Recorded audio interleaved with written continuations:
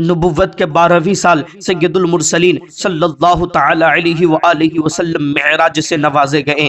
البتہ مہینے کے بارے میں اختلاف ہے، مگر زیادہ مشہور یہ ہے کہ 27ویں رجب کو معراج ہوئی۔ مکہ مکرمہ سے حضور پر نور صلی اللہ تعالی علیہ وآلہ وسلم کا بیت المقدس تک رات کے چھوٹے سے حصے میں تشریف لے جانا نص قرآنی سے ثابت ہے، اس کا منکر کافر ہے۔ اور آسمانوں کی سیر اور منازل قرب میں پہنچنا احادیث صحیحہ معتمدہ مشہورہ سے ثابت ہے جو حد تواتر کے قریب پہنچ گئی ہیں۔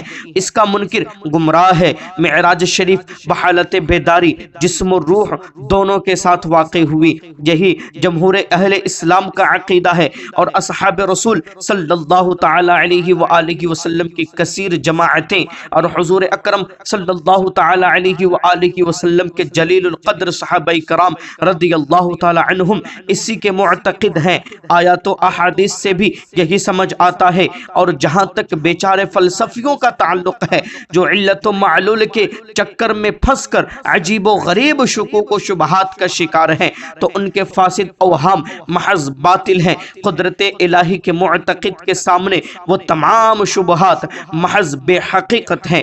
معراج شریف کے بارے میں سینکڑوں احادیث ہیں جن کا ایک مختصر خلاصہ سماعت کریں۔ معراج کی رات حضرت جبریل علیہ السلام بارگاہ رسالت صلی اللہ تعالی علیہ وآلہ وسلم میں حاضر ہوئے۔ آپ صلی اللہ تعالی علیہ وآلہ وسلم کو معراج کی خوشخبری سنائی، اور آپ صلی اللہ تعالی علیہ وآلہ وسلم کا مقدس سینہ کھول کر اسے آب زمزم سے دھویا، پھر اسے حکمت و ایمان سے بھر دیا۔ اس کے بعد تاجداری رسالت صلی اللہ تعالی علیہ وآلہ وسلم کی بارگاہ میں براق پیش کی، اور انتہائی اکرام اور احترام کے ساتھ اس پر سوار کر کے مسجد اقصی کی طرف لے گئے۔ بیت المقدس میں سید المرسلین صلی اللہ تعالی علیہ وآلہ وسلم نے تمام انبیاء و مرسلین علیہم الصلاۃ والسلام کی امامت فرمائی، پھر وہاں سے آسمانوں کی سیر کی طرف متوجہ ہوئے۔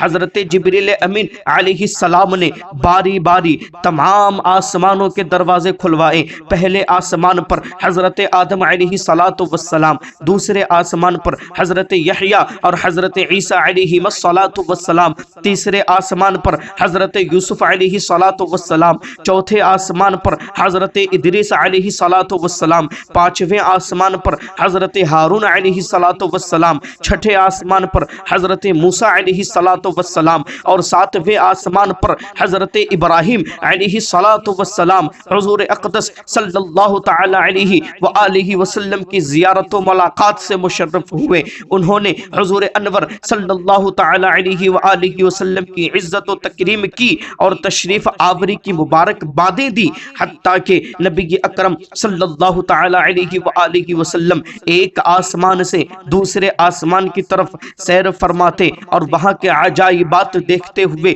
تمام مقربین کی آخری منزل سدرۃ المنتہا تک پہنچے۔ اس جگہ سے آگے بڑھنے کی چونکہ کسی مقرب فرشتے کو بھی مجال نہیں ہے، اسی لیے حضرت جبریل امین علیہ السلام آگے ساتھ جانے سے معذرت کر کے وہیں رہ گئے۔ پھر مقام قرب خاص میں حضور پر نور صلی اللہ تعالی علیہ وآلہ وسلم نے ترقیاں فرمائی اور اس قرب اعلیٰ میں پہنچے کہ جس کے تصور تک مخلوق کے افکار و خیالات بھی پرواز سے عاجز ہیں۔